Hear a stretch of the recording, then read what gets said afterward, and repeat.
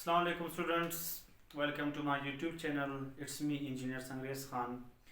आज का हमारा लेक्चर है गॉसेस लॉ। गॉसेस लॉ समझने से पहले आपने प्रीवियस 2 टॉपिक्स लाजमी देखने होंगे, इलेक्ट्रिक फ्लक्स और उसके बाद हमने electric flux through a surface enclosing a charge पढ़ा था। उसके बाद हमारे पास आज है गॉसेस लॉ। अब रिकॉल करते हैं प्रीवियस लेक्चर में हमने क्या पढ़ा था कि इलेक्ट्रिक फ्लक्स कि हमने क्या मालूम करना था, उसमें इलेक्ट्रिक फ्लक्स मालूम करना, फ्लक्स मींस फाई मालूम करना था। कब? थ्रू अ सरफेस मींस हमने एक स्फीयर लिया था। ये हमारे पास क्या है, ये एक स्फीयर है। हमने एक स्फीयर लिया था, उसको हमने कहा कि थ्रू अ सरफेस मींस एक स्फीयर एंक्लोजिंग अ चार्ज। इस पॉइंट का क्या मतलब है कि सेंटर पे हमने एक चार्ज रखा है। कौन सा चार्ज? पॉइंट चार्ज रखा है। फिर हमने क्या कहा था कि इस चार्ज पे हमें पता है कि होता है इलेक्ट्रिक फील्ड।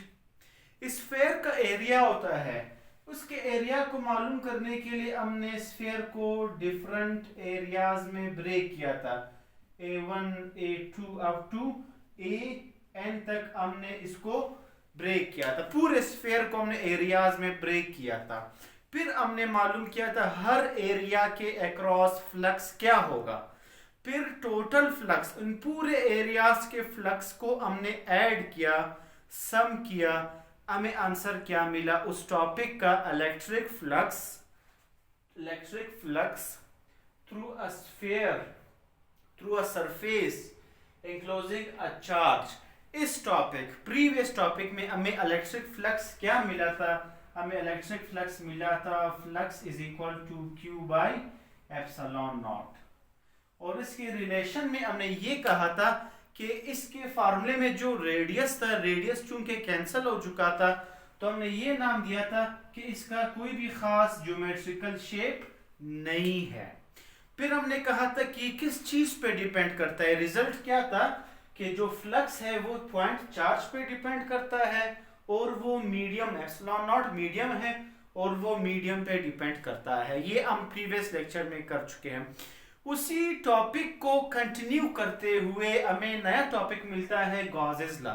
वो ये है कि जैसे कि प्रीवियस लेक्चर में हमने एक स्फीयर में एक चार्ज लिया था, उसका इलेक्ट्रिक फ्लक्स मालूम किया था Q अपॉन एप्सिलॉन नॉट। अब हम कह रहे हैं कि अभी हम एक और ऐसा डायग्राम ले, ऐसा शेप ले जिसको हम कहते हैं नॉन ज्योमेट्रिकल शेप, जिसको हम कहते हैं नॉन यूनिफॉर्म शेप। कोई भी खास तरतीब वाला शेप नहीं है, कोई भी शेप है, जैसे कि ये शेप दोनों एक ही शेप है। इसमें अगर हम मल्टीपल चार्जेस रखते हैं, इसमें हमने एक चार्ज रखा था, अब हम इन चार्जेस की तादाद को बढ़ाएं। किस तरह से बढ़ाएं? जैसे कि एक सरफेस है हमारे पास, कोई भी नॉन ज्योमेट्रिकल शेप इसको कहते हैं, कोई भी नॉन यूनिफॉर्म शेप, कोई भी शेप है जिसमें अभी हम एक चार्ज की बात नहीं करते, चार्ज की तादाद को ज्यादा करना, पॉइंट चार्जेस को number of point charges, n number of point charges रखना। किस तरह? जैसे कि हमारे पास एक चार्ज है Q1 Q2 Q3 Q4 Q5 and up to Qn। n number of point charges हमने रखने हैं। आप दोबारा डिफरेंस समझ ले। प्रीवियस टॉपिक में हमने एक स्फीयर में सरफेस में एक चार्ज रखा था। अब हम ऐसा शेप ले रहे हैं जिसमें एक चार्ज नहीं, multiple charge, n number of charges हम रखेंगे। इस तरह का शेप जिसको हम नॉन ज्योमेट्रिकल शेप या जिसको नॉन यूनिफॉर्म शेप कहते हैं, इस तरह के डायग्राम बनाना, उसी टॉपिक को कंटिन्यू करना है। सिर्फ उसी को हमने नाम दिया है गॉसेस लॉ को। फार्मूला भी वही से ही हमने कंटिन्यू करना है। जैसे कि यहाँ पर अब इस डायग्राम को अगर मैं कंटिन्यू कर लूँ, इस डायग्राम को मैंने इस तरह ड्रा करना है। किस तरह से ड्रा करना है? वही चार्जेस है, हर चार्ज को हमने अलग अलग स्फीयर में ड्रा करना है, हर चार्ज को अलग अलग स्फीयर में ड्रा करना है।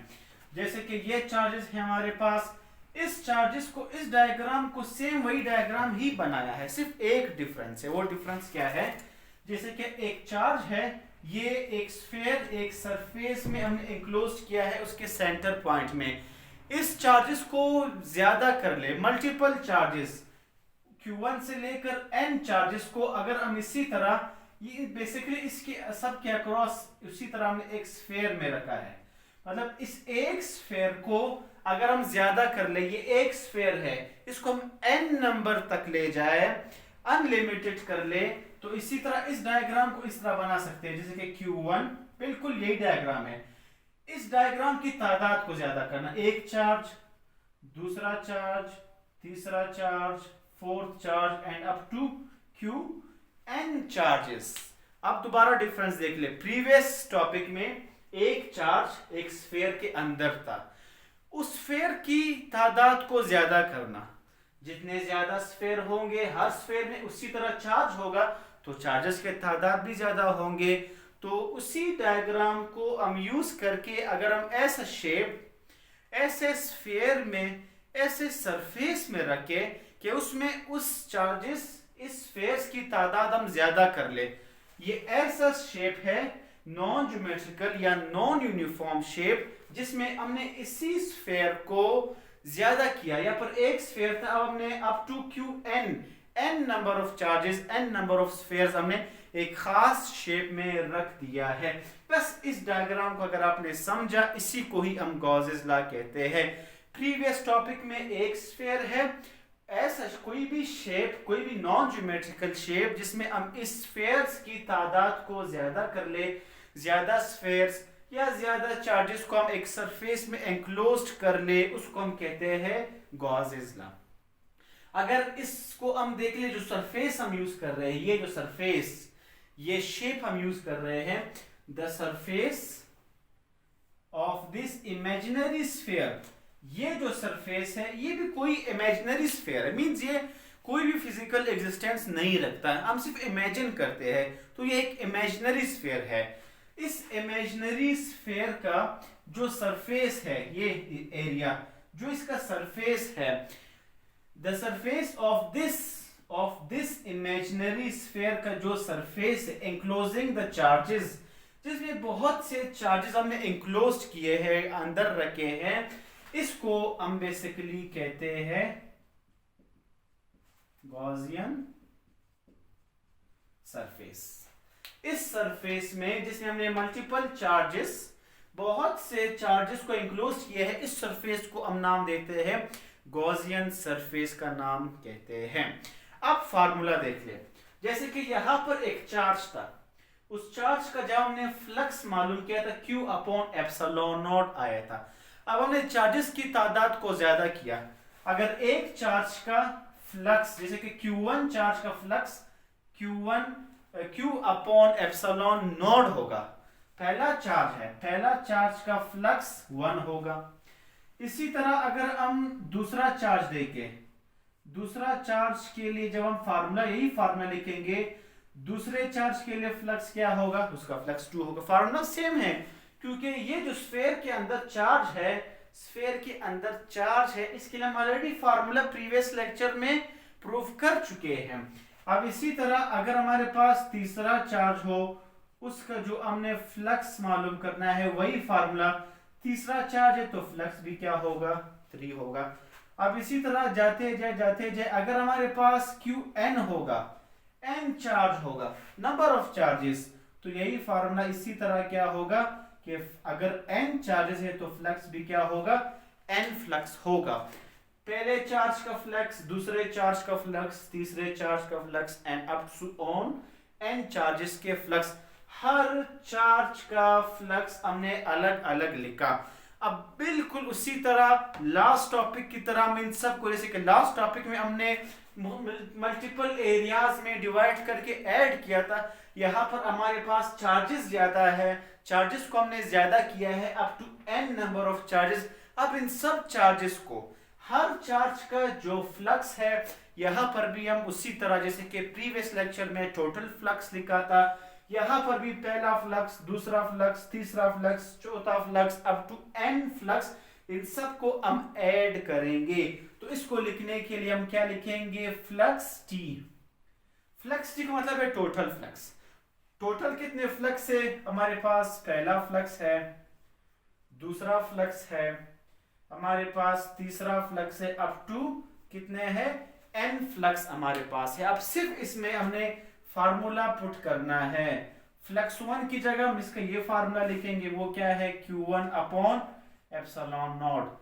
फ्लक्स 2 की जगह उसका हम फार्मूला लिखेंगे Q2 upon epsilon not. Flux 3 की जगह उसका हम फार्मूला लिखेंगे, हमारे पास क्या है, Q3 upon epsilon naught up to Qn। Flux n की जगह हम उसका फार्मूला लिखेंगे Qn अपॉन एप्सिलॉन नॉट। ये हमारे पास है टोटल फ्लक्स। हर चार्ज का जो फ्लक्स है सबको एक साथ लिखना, total flux. Next step, total flux हमारे पास क्या होगा। अब देख ले यहाँ पर Q1, Q2, Q3, Qn अलग अलग चार्जेस है, तो ऐसे चीज को हम कॉमन नहीं निकाल सकते। जो चीज बार बार रिपीट हो रहा हो, सेम हो, उसको हमेशा हम कॉमन निकालते हैं। तो क्या सेम है, हर फ्लक्स के अंदर epsilon not, epsilon not, epsilon not, epsilon not सब में रिपीट हो रहे, सेम है। तो इस तरह से देख, ऊपर हमारे पास 1 बचता है, 1 हम कॉमन निकाल सकते हैं। नीचे क्या है, सब में एप्सिलॉन नॉट सेम है, तो हमने 1 अपॉन एप्सिलॉन नॉट इस पूरे इक्वेशन में कॉमन निकाला। तो क्या बचा हमारे पास, ये जो ऊपर वाले टर्म्स है इसको हम एज इट इज लिखेंगे, वो क्या है, Q1, Q2, Q3 up to Qn। ये ऊपर वाले टर्म को हमने एज इट इज लिखा और एप्सिलॉन नॉट को हमने बाहर कॉमन निकाला है। अब हम इसमें क्या चेंज ला सकते हैं, the very last step, 1 upon epsilon not as it is, Q1, Q2, Q3 up to Qn, ये सारे चार्जेस है, Q1 से लेकर up to n number of charges.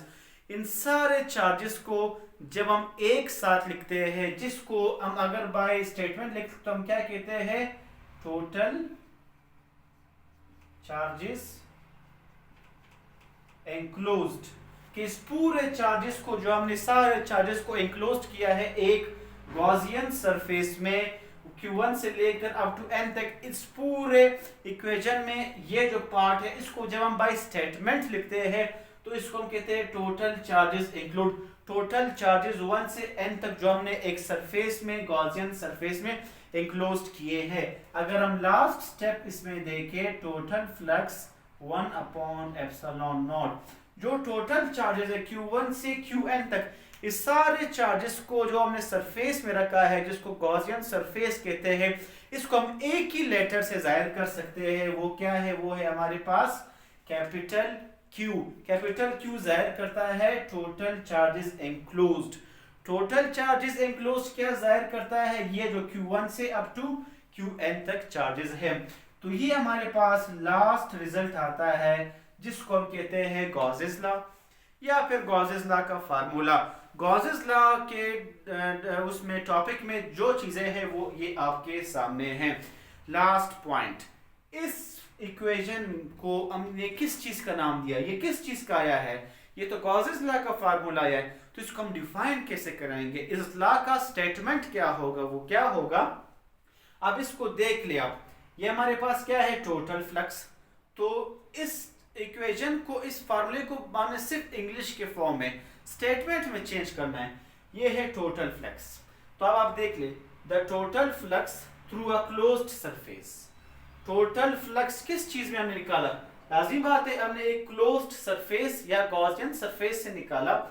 The total flux through a closed surface, the total flux through a closed surface is equal to, इसको भी हमने statement में लिखा, इज इक्वल टू, किस चीज के इक्वल है, 1 upon epsilon not is equal to 1 upon epsilon not times, किस चीज के इक्वल है, 1 upon epsilon not times the Q। Q मतलब total charges, so epsilon not times the total charges enclosed by the surface. देखिए, इस फार्मूले को हमने सिर्फ स्टेटमेंट में बनाया, इसको हम कहते हैं it is called Gauss's law. तो ये रहा हमारे पास गॉसेस लॉ। होप सो आपने गेन किया होगा। सो इंशाल्लाह मिलते हैं नेक्स्ट लेक्चर में, तब तक के लिए अल्लाह हाफिज, थैंक यू।